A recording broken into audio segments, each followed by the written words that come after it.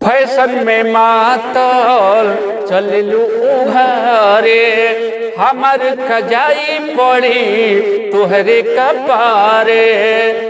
बड़ा कीमती हो, बड़ा कीमती बा तुहरा सामान हो, दुकान जानी खुला रखो। जानी बूझी के नयन जान हो, दुकान जानी खुला रखो।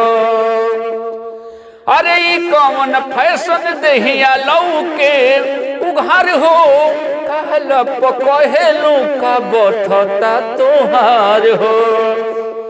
अरे कौन फैशन दहिया लौके उघार हो, कहला कहेलू का बठता तोहार हो।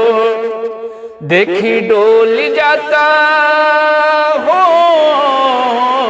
देखी डोल जाता केहू के ईमान हो, सब दुकान जानी खुला रखो।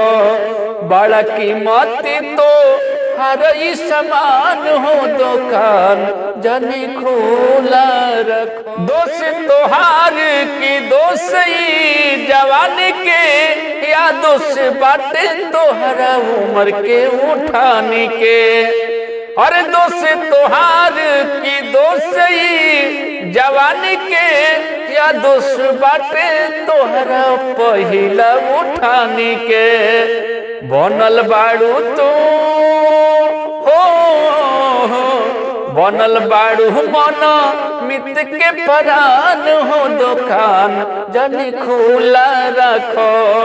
बड़ा कीमती तो हर सामान हो, दुकान जानी खुला रखो।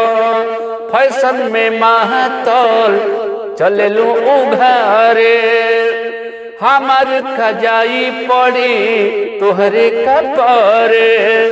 बड़ा कीमती हो, बड़ा कीमती बातो हर सामान हो, दुकान जानी खुला रखो। जानी बुझी के नयन जान हो, दुकान जानी खुला रखो।